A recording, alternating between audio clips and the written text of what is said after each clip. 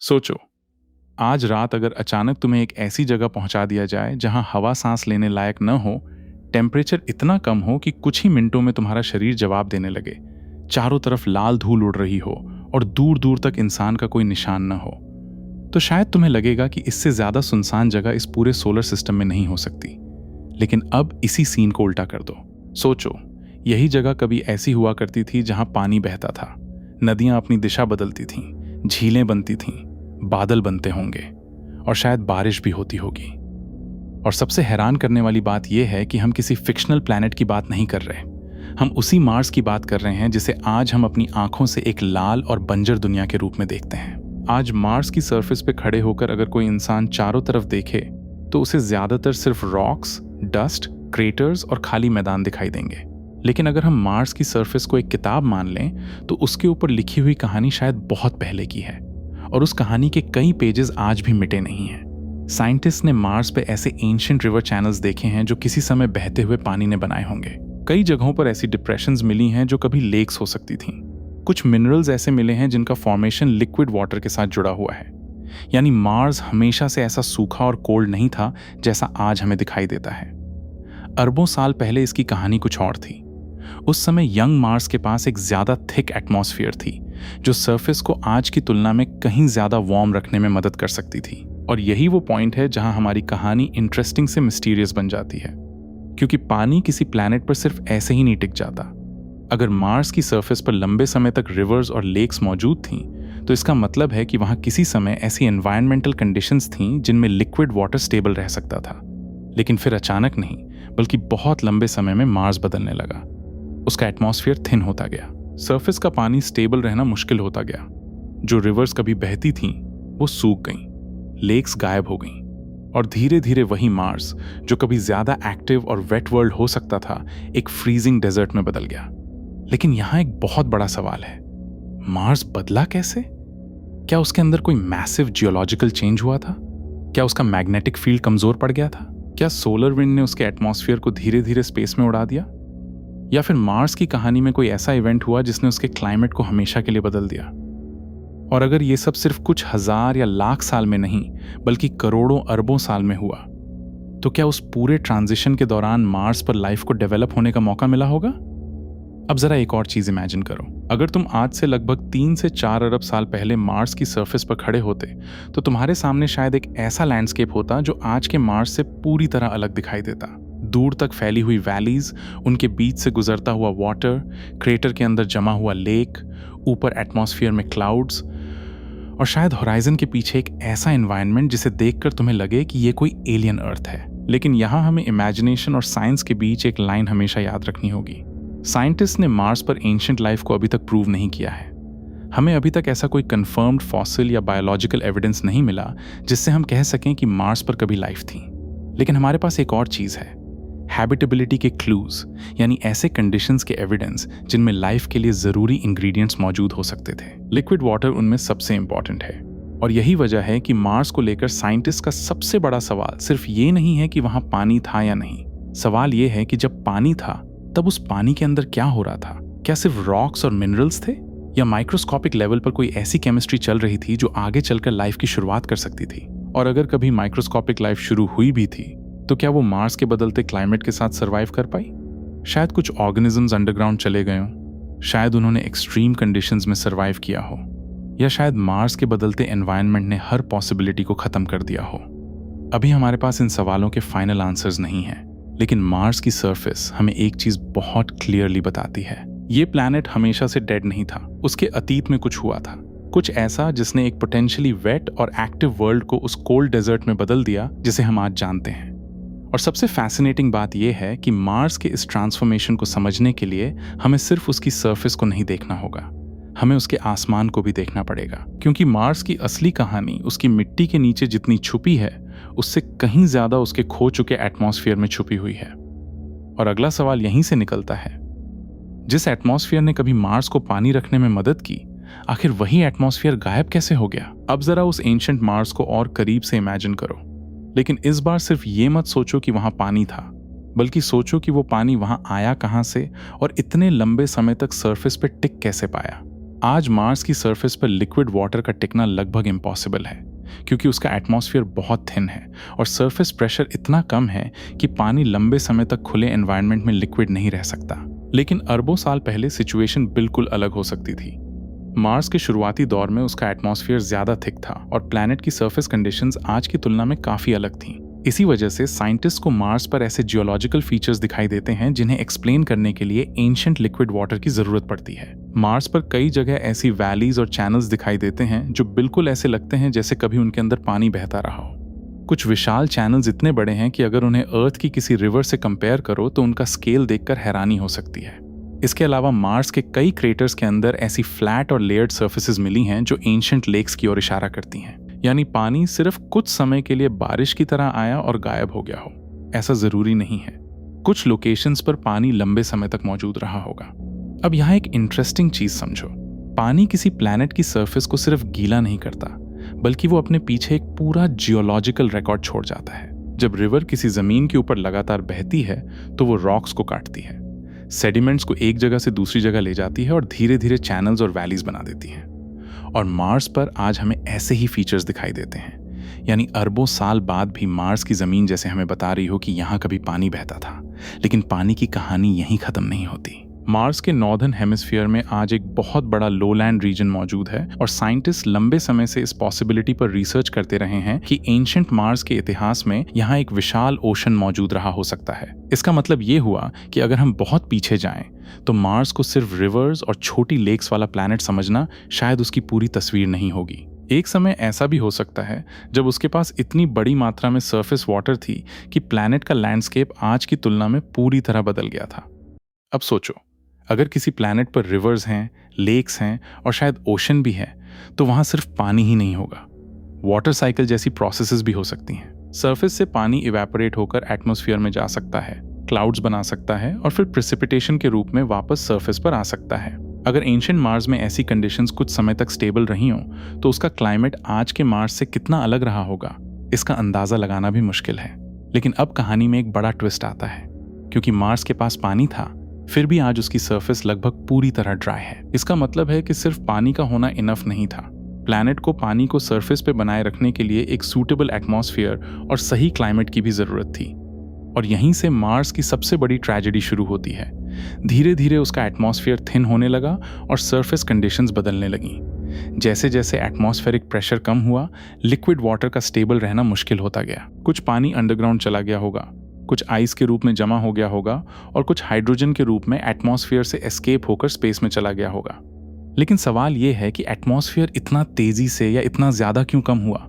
आखिर मार्स की हवा को किसने छीन लिया? और अगर एटमॉस्फेयर ही मार्स की प्रोटेक्शन था, तो क्या सोलर विंड ने अरबों साल तक लगातार उसके पार्टिकल्स को स्पेस में पुश किया? या मार्स के अंदर होने वाली किसी इंटरनल प्रोसेस ने उसके मैग्नेटिक प्रोटेक्शन को कमजोर कर दिया था? ये सवाल हमें मार्स की कहानी के उस हिस्से तक ले जाते हैं जहां हमें समझना पड़ेगा कि एक प्लैनेट के अंदर क्या होता है और उसका कोर उसके पूरे क्लाइमेट को किस तरह बदल सकता है। क्योंकि मार्स की सरफेस पे मौजूद सूखी हुई रिवर्स और एंशिएंट लेक बेड्स सिर्फ ये नहीं बताते कि वहां कभी पानी था, वो हमें ये भी बताते हैं कि किसी समय मार्स के पास पानी को संभाल कर रखने की क्षमता थी। और अगर हम पता लगा लें कि वो क्षमता आखिर खत्म कैसे हुई, तो शायद हम समझ पाएंगे कि मार्स एक पोटेंशियली हैबिटेबल वर्ल्ड से एक फ्रोजन डेजर्ट में कैसे बदल गया। लेकिन उससे पहले एक सवाल और है। अगर एंशिएंट मार्स इतना वेट था, तो वहां खड़े होकर हमें एक्चुअली दिखाई क्या देता? क्योंकि अगले चैप्टर में हम इमेजिनेशन नहीं बल्कि अवेलेबल साइंटिफिक क्लूज के आधार पर उस एंशिएंट लैंडस्केप को रिकंस्ट्रक्ट करने की कोशिश करेंगे। और शायद तब पहली बार तुम्हें समझ आएगा कि आज का मार्स कितना ज्यादा बदल चुका है। अब एक पल के लिए फैक्ट्स को साइड में रखो और इमेजिन करो कि किसी इम्पॉसिबल टेक्नोलॉजी की मदद से तुम आज से करीब 3 से 4 अरब साल पहले के मार्स पर पहुंच गए हो। जैसे ही तुम्हारे पैर उसकी सरफेस पर पड़ते हैं, सबसे पहली चीज जो तुम्हें महसूस होगी वो ये होगी कि ये वो मार्स नहीं है जिसे हमने आज तक पिक्चर्स में देखा है। तुम्हारे सामने एक विशाल लैंडस्केप फैला हुआ है, लेकिन हर तरफ सिर्फ लाल और सूखी जमीन नहीं है। दूर तक फैली वैलीज दिखाई दे रही हैं। कुछ जगहों पर पानी जमा है और उनके आसपास की रॉक्स पर ऐसे निशान हैं जो बताते हैं कि यहाँ लंबे समय तक वाटर एक्टिविटी रही होगी। आसमान भी आज के मार्स जैसा बिल्कुल साफ और थिन नहीं है। एटमॉस्फेयर ज्यादा डेंस होने की वजह से स्काई का अपीयरेंस अलग हो सकता था और सरफेस कंडीशंस भी ज्यादा स्टेबल हो सकती थीं। लेकिन सबसे बड़ा फर्क तुम्हें टेम्परेचर और एनवायरनमेंट में महसूस होता। आज मार्स इतना कोल्ड और ड्राई है कि सरफेस पर लिक्विड वाटर लंबे समय तक स्टेबल नहीं रह सकता, लेकिन एंशिएंट मार्स में कंडीशंस ऐसी रही होंगी जिनमें पानी सरफेस पर मौजूद रह सका। अब तुम सामने एक एंशिएंट रिवर वैली देखते हो। पानी धीरे धीरे रॉक्स के बीच से गुजर रहा है और अपने साथ छोटे छोटे सेडिमेंट्स बहाकर ले जा रहा है। ये कोई छोटी स्ट्रीम नहीं, बल्कि जियोलॉजिकल स्केल पर इतनी पावरफुल प्रोसेस हो सकती थी जिसने हजारों लाखों साल में पूरी वैलीज को शेप कर दिया। और यहीं तुम्हें पहली बार एहसास होता है कि मार्स कभी सिर्फ एक लाल पत्थर नहीं था, ये एक एक्टिव वर्ल्ड था। लेकिन अब तुम्हारे दिमाग में एक सवाल आएगा, अगर यहां पानी था तो क्या यहां बारिश भी होती थी? इसका जवाब इतना सिंपल नहीं है। साइंटिस्ट के पास एंशिएंट मार्स के क्लाइमेट का पूरा रिकॉर्ड नहीं है, इसलिए हम ये नहीं कह सकते कि पूरे प्लैनेट पर अर्थ जैसी रेगुलर रेनफॉल होती थी। लेकिन जियोलॉजिकल एविडेंस ये जरूर बताता है कि सरफेस पर लिक्विड वाटर की एक्टिविटी हुई थी और कुछ रीजन्स में लेक्स और फ्लोइंग वाटर लंबे समय तक मौजूद रहे होंगे। अब तुम आगे बढ़ते हो और एक विशाल क्रेटर के किनारे पहुंचते हो। नीचे एक एंशिएंट लेक दिखाई देती है। उसके आसपास लेयर्ड रॉक्स हैं, जैसे इस लेक ने हजारों या लाखों साल तक धीरे धीरे सेडिमेंट्स जमा किए। आज यही तरह की जियोलॉजिकल स्ट्रक्चर्स साइंटिस्ट के लिए बेहद इंपॉर्टेंट हैं, क्योंकि अगर किसी एंशिएंट लेक में लाइफ के लिए सूटेबल केमिस्ट्री मौजूद रही होगी तो उसके ट्रेसेस सेडिमेंट्स में प्रिजर्व हो सकते हैं। यही वजह है कि मार्स पर भेजे गए रोवर्स सिर्फ रैंडम रॉक्स की पिक्चर्स नहीं लेते। वो रॉक्स की केमिस्ट्री एनालाइज करते हैं, मिनरल्स को स्टडी करते हैं और उन जगहों को खोजते हैं जहां एंशिएंट एनवायरनमेंट लाइफ के लिए पोटेंशियली हैबिटेबल रहा हो। लेकिन यहाँ एक बहुत इंपॉर्टेंट बात है, हैबिटेबल का मतलब इनहैबिटेड नहीं होता। यानी अगर मार्स पर पानी, एनर्जी और सूटेबल केमिस्ट्री मौजूद थी तो इसका मतलब सिर्फ इतना है कि वहां लाइफ के लिए कंडीशंस पॉसिबल थीं। इसका मतलब ये नहीं कि लाइफ निश्चित रूप से मौजूद थी। और यही डिस्टिंक्शन मार्स की पूरी मिस्ट्री को इतना फैसिनेटिंग बनाता है, क्योंकि अगर कभी वहां माइक्रोस्कोपिक लाइफ पैदा हुई थी तो उसके पास अरबों साल थे अपने एनवायरनमेंट के साथ अडेप्ट करने के लिए। लेकिन फिर मार्स का क्लाइमेट बदलने लगा। एटमॉस्फेयर धीरे धीरे थिन होता गया, पानी सरफेस पर स्टेबल रहना मुश्किल होता गया और एक समय के बाद वही रिवर्स और लेक्स जिनकी कल्पना हम अभी कर रहे हैं हिस्ट्री बन गई। लेकिन तुम्हारे लिए सबसे शॉकिंग मोमेंट अभी बाकी है। तुम जिस एंशिएंट मार्स पर खड़े हो उसके ऊपर सिर्फ पानी और क्लाउड्स ही नहीं हो सकते थे। उसके नीचे एक ऐसा जियोलॉजिकल इंजन भी काम कर रहा था जिसने शायद मार्स को लंबे समय तक एक्टिव रखा। वोल्केनोज इरप्ट कर रहे थे, अंदर से हीट बाहर आ रही थी और प्लैनेट की सरफेस लगातार बदल रही थी। यानी एंशिएंट मार्स एक शांत और फ्रोजन वर्ल्ड नहीं, बल्कि जियोलॉजिकल एक्टिविटी से भरा हुआ प्लैनेट था। और फिर धीरे धीरे उस एक्टिविटी में भी बदलाव आया। मार्स के अंदर का हीट इंजन कमजोर हुआ, उसका ग्लोबल मैग्नेटिक फील्ड लंबे समय तक मेंटेन नहीं रह पाया और इसके बाद सोलर विंड को एटमॉस्फेयर के पार्टिकल्स पर ज्यादा असर डालने का मौका मिला। यही वो पॉइंट है जहां हमारी कहानी एक ब्यूटीफुल वाटर वर्ल्ड से एक प्लैनेटरी डिजास्टर की तरफ मुड़ती है। क्योंकि सवाल अब ये नहीं है कि मार्स पर कभी पानी था या नहीं, सवाल ये है कि मार्स ने अपनी हवा खोई कैसे। और जब किसी प्लैनेट की हवा ही धीरे धीरे स्पेस में गायब होने लगे तो उसके ओशंस, रिवर्स और लेक्स का भविष्य क्या होगा।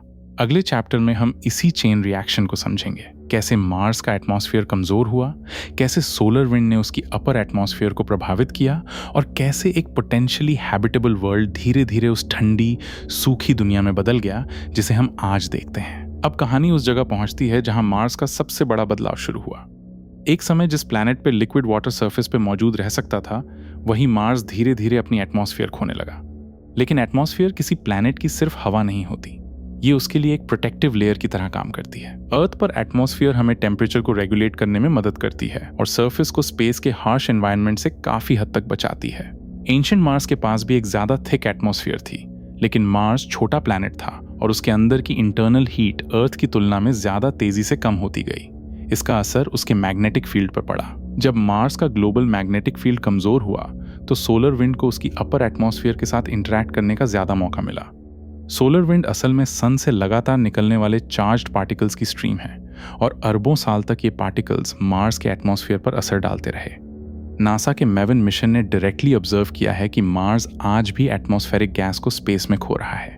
यानी मार्स का एटमॉस्फेयर सिर्फ अतीत में नहीं गया था, बल्कि उसका लॉस आज भी एक प्रोसेस के रूप में जारी है। अब इमेजिन करो कि अरबों साल तक कोई प्लैनेट अपनी एटमॉस्फेयर का थोड़ा थोड़ा हिस्सा खोता रहे। शुरुआत में शायद डिफरेंस बहुत छोटा लगेगा, लेकिन इतने लंबे समय में इसका असर कैटास्ट्रॉफिक हो सकता है। एटमॉस्फेरिक प्रेशर कम होने लगता है, सरफेस पर लिक्विड वाटर ज्यादा अनस्टेबल हो जाता है और क्लाइमेट धीरे धीरे कोल्डर और ड्रायर होने लगता है। कुछ वाटर आइस के रूप में अंडरग्राउंड या पोलर रीजन्स में रह सकता है, कुछ मिनरल्स में लॉक हो सकता है और हाइड्रोजन के रूप में एटमॉस्फेयर से एस्केप होकर स्पेस में चला जाता है। यही वजह है कि आज मार्स की सरफेस पर हमें एंशिएंट वाटर के निशान तो मिलते हैं, लेकिन वैसा खुला लिक्विड वाटर नहीं मिलता जैसा उसके वेटर पास्ट में रहा होगा। लेकिन यहाँ एक सवाल उठता है, क्या सोलर विंड ने अकेले मार्स को बदल दिया? इसका जवाब भी इतना सिंपल नहीं है।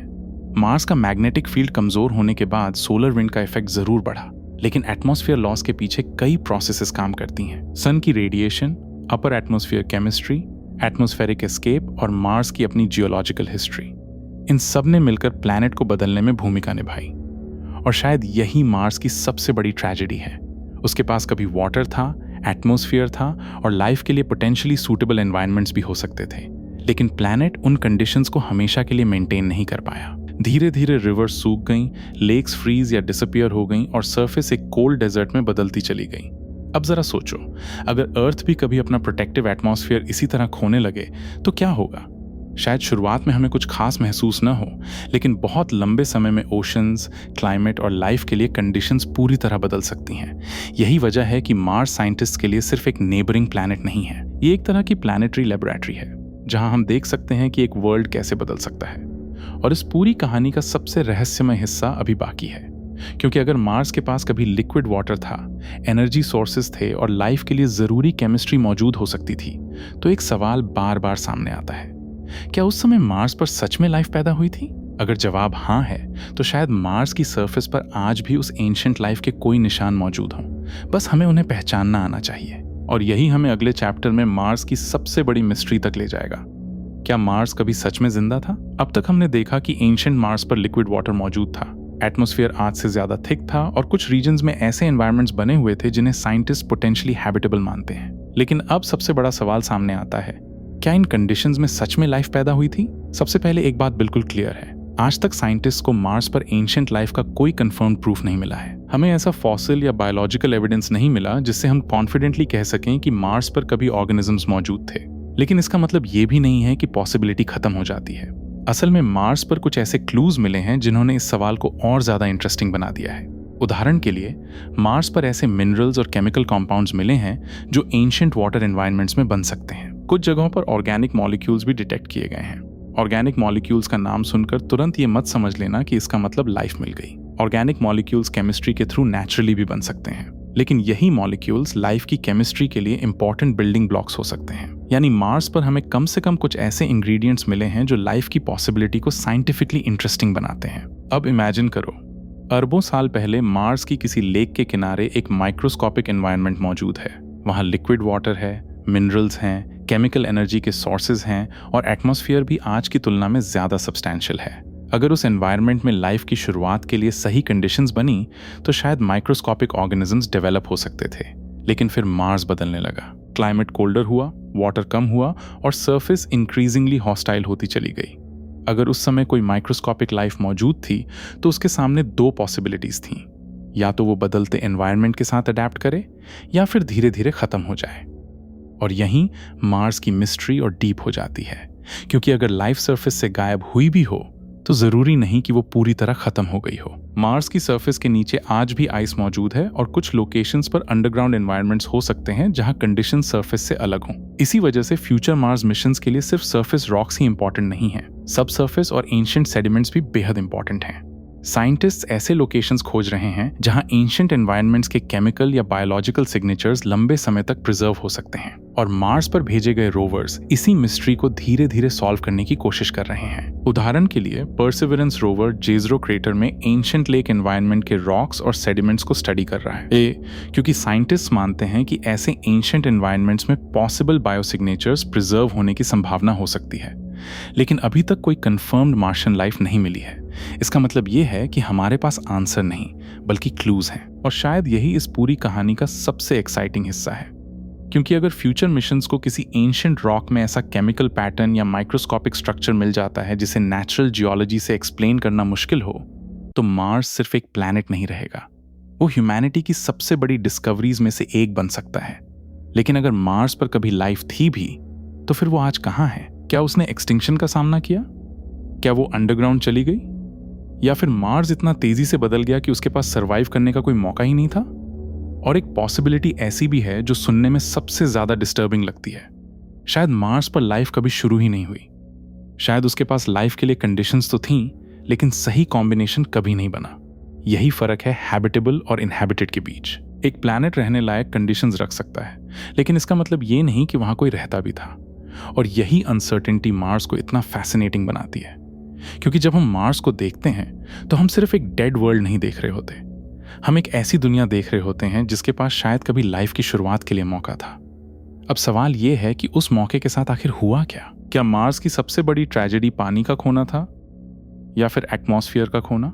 और अगर हम उस मोमेंट को समझ लें जब मार्स की कंडीशंस परमानेंटली बदलनी शुरू हुई, तो शायद हमें यह भी समझ आ जाएगा कि एक पोटेंशियली हैबिटेबल वर्ल्ड किस तरह अपनी आखिरी सांस तक पहुंच गया। लेकिन चैप्टर 6 में कहानी का सबसे बड़ा सवाल हमारा इंतजार कर रहा है। अगर आज मार्स इतना डेड दिखाई देता है, तो क्या उसके अंदर अभी भी उसके पुराने जीवन या पुराने पानी के कोई निशान छिपे हुए हैं? और क्या फ्यूचर ह्यूमंस कभी उन निशानों तक पहुंच पाएंगे? तो आखिर आज का मार्स इतना डेड और बैरन क्यों दिखाई देता है, जबकि उसके अतीत में पानी, रिवर्स, लेक्स और शायद लाइफ के लिए सूटेबल कंडीशंस मौजूद थीं? इसका जवाब शायद मार्स की सरफेस पे नहीं, बल्कि उसके नीचे और उसके पुराने रॉक्स में छिपा हुआ है। आज मार्स की सरफेस पर हमें लिक्विड वाटर की जगह ज्यादातर आइस, डस्ट और ड्राई मिनरल्स दिखाई देते हैं, लेकिन ये प्लैनेट अपने अतीत को पूरी तरह मिटा नहीं पाया है। उसकी ancient valleys, dried up lake beds और वाटर ऑल्टर्ड रॉक्स आज भी उस समय की कहानी बताते हैं जब सरफेस कंडीशंस बिल्कुल अलग थीं। और सबसे इंटरेस्टिंग बात यह है कि मार्स का पूरा पानी गायब नहीं हुआ। उसका कुछ हिस्सा आज भी आइस के रूप में मौजूद है और कुछ वाटर मिनरल्स और अंडरग्राउंड डिपॉजिट्स में लॉक्ड हो सकता है। यानी जिस पानी ने अरबों साल पहले मार्स की सरफेस को शेप किया था, उसका एक हिस्सा शायद आज भी उसी प्लैनेट के अंदर मौजूद है। लेकिन अगर एंशिएंट वाटर के ट्रेसेस आज भी मिल सकते हैं, तो शायद एंशिएंट लाइफ के ट्रेसेस भी कहीं मौजूद हों। यही वजह है कि साइंटिस्ट मार्स की ऐसी रॉक्स और सेडिमेंट्स को सबसे ज्यादा इंपॉर्टेंट मानते हैं जो कभी एंशिएंट लेक्स या रिवर्स के कांटेक्ट में रही हों। अगर माइक्रोस्कोपिक लाइफ कभी मार्स पर मौजूद थी, तो उसके केमिकल या स्ट्रक्चरल सिग्नेचर्स इन रॉक्स में प्रिजर्व हो सकते हैं। परसिवरेंस रोवर जिस जेजरो क्रेटर में काम कर रहा है, वो इसी वजह से इतना इंपॉर्टेंट है, क्योंकि माना जाता है कि वहां अरबों साल पहले एक एंशिएंट लेक और रिवर डेल्टा मौजूद था। रोवर ऐसे रॉक्स को स्टडी कर रहा है जिनमें एंशिएंट एनवायरनमेंट की हिस्ट्री रिकॉर्ड हो सकती है, और कुछ सैंपल्स फ्यूचर में अर्थ पर वापस लाने की प्लान्स का हिस्सा हैं। अगर कभी उन सैंपल्स में ऐसा एविडेंस मिलता है जो बायोलॉजिकल ओरिजिन को स्ट्रांगली सपोर्ट करे, तो ये सिर्फ मार्स की डिस्कवरी नहीं होगी, ये पूरी ह्यूमैनिटी की अंडरस्टैंडिंग बदल देगी। क्योंकि तब हमें पहली बार पता चलेगा कि अर्थ लाइफ सोलर सिस्टम में अकेली नहीं थी। लेकिन अभी तक ऐसा प्रूफ नहीं मिला है, इसलिए मार्स पर लाइफ को फैक्ट की तरह कहना सही नहीं होगा। हमें सिर्फ इतना पता है कि एंशिएंट मार्स में कुछ ऐसे एनवायरनमेंट्स मौजूद थे जो लाइफ के लिए पोटेंशियली सूटेबल हो सकते थे। और शायद यही अनसर्टेनिटी सबसे ज्यादा एक्साइटिंग है। हो सकता है मार्स पर कभी लाइफ शुरू हुई हो और क्लाइमेट बदलने के बाद सरफेस से डिसअपियर हो गई हो सकता है किसी माइक्रोस्कोपिक फॉर्म ने अंडरग्राउंड सर्वाइव किया हो, या हो सकता है कि मार्स कभी हैबिटेबल तो था, लेकिन इनहैबिटेड कभी नहीं हुआ। हम अभी नहीं जानते, लेकिन मार्स हमें एक बहुत पावरफुल लेसन जरूर देता है। एक प्लैनेट के लिए सिर्फ पानी होना इनफ नहीं है, उसे लंबे समय तक स्टेबल क्लाइमेट, एटमॉस्फेयर, एनर्जी और कई दूसरी कंडीशंस की जरूरत होती है। मार्स ने शायद इन कंडीशंस में से कई को खो दिया और धीरे धीरे एक ऐसी दुनिया बन गया जहां सरफेस लाइफ के लिए बेहद होस्टाइल हो गई। और अब सबसे इंटरेस्टिंग सवाल हमारी तरफ वापस आता है। अगर मार्स कभी ज्यादा वार्म और वेट था, तो क्या फ्यूचर में इंसान उसे फिर से रहने लायक बना सकता है? क्या हम किसी दिन उसके एटमॉस्फेयर को बदल पाएंगे, अंडरग्राउंड आइस को इस्तेमाल कर पाएंगे और मार्स को एक नए वर्ल्ड में बदल पाएंगे? शायद फ्यूचर में टेक्नोलॉजी हमें ऐसी पॉसिबिलिटीज दे, लेकिन आज के समय में मार्स को अर्थ जैसा बनाना हमारी टेक्नोलॉजी से बहुत दूर है। फिर भी जब हम मार्स की तरफ देखते हैं, तो हमें सिर्फ एक डेस्टिनेशन नहीं दिखता, हमें एक वार्निंग भी दिखाई देती है। एक ऐसी दुनिया की कहानी जो शायद कभी ज्यादा एक्टिव, ज्यादा वेट और ज्यादा हैबिटेबल थी, लेकिन अरबों साल के बदलावों ने उसे पूरी तरह बदल दिया। और शायद यही वजह है कि हम मार्स को इतना ध्यान से स्टडी कर रहे हैं, क्योंकि जितना ज्यादा हम उसके पास्ट को समझते हैं, उतना ही ज्यादा हमें यह समझ आता है कि प्लैनेट्स कितने फ्रैजाइल होते हैं और लाइफ के लिए सूटेबल कंडीशंस कितनी रेयर हो सकती हैं। शायद मार्स की सबसे बड़ी मिस्ट्री ये नहीं है कि वहां कभी लाइफ थी या नहीं, शायद असली मिस्ट्री ये है कि एक ऐसी दुनिया जिसके पास लाइफ के लिए इतना अच्छा मौका था, वो आखिर इतनी खामोश कैसे हो गई। और जब हम रात के आसमान में उस छोटे से लाल डॉट को देखते हैं, तो हम असल में सिर्फ एक प्लैनेट नहीं देख रहे होते, हम अरबों साल पुरानी एक ऐसी कहानी देख रहे होते हैं जिसका आखिरी पेज अभी लिखा ही नहीं गया है। तो आज की पूरी कहानी के बाद एक सवाल आपके लिए छोड़ना चाहता हूँ। क्या आपको लगता है कि मार्स पर कभी सच में लाइफ मौजूद रही होगी? शायद अभी हमारे पास इसका पक्का जवाब नहीं है, लेकिन एक बात तय है, मार्स हमेशा से वो सूखा और सुनसान प्लैनेट नहीं था जिसे हम आज देखते हैं। उसके अतीत में पानी था, रिवर्स थीं, लेक्स थीं और ऐसी कंडीशंस थीं जो कम से कम लाइफ के लिए सूटेबल हो सकती थीं। शायद किसी एंशिएंट लेक के किनारे कभी माइक्रोस्कोपिक लाइफ की शुरुआत हुई हो, या शायद मार्स के पास सिर्फ एक मौका था जो कभी लाइफ में बदल ही नहीं पाया। और शायद आने वाले कुछ सालों में मार्स से मिलने वाले नए सैंपल्स इस पूरी मिस्ट्री का जवाब दे दें। क्योंकि अगर कभी हमें वहाँ एंशिएंट लाइफ का कोई कंफर्म्ड एविडेंस मिल गया तो हमें सिर्फ मार्स के बारे में नहीं बल्कि पूरे यूनिवर्स में लाइफ के बारे में दोबारा सोचना पड़ेगा। तब तक मार्स हमारे सामने एक सवाल बनकर खड़ा रहेगा। क्या हम यूनिवर्स में अकेले हैं, या हमारे सोलर सिस्टम में ही कभी कोई और दुनिया जिंदा थी? अगर आपको ऐसी ही स्पेस और यूनिवर्स की रहस्यमयी कहानियां पसंद हैं तो वीडियो को लाइक जरूर करना और चैनल को सब्सक्राइब कर लेना, क्योंकि अगली बार हम यूनिवर्स के एक ऐसे रहस्य की तरफ जाएंगे जिसे देखकर शायद आपको खुद अपनी रियलिटी पर शक होने लगे। मिलते हैं अगली वीडियो में।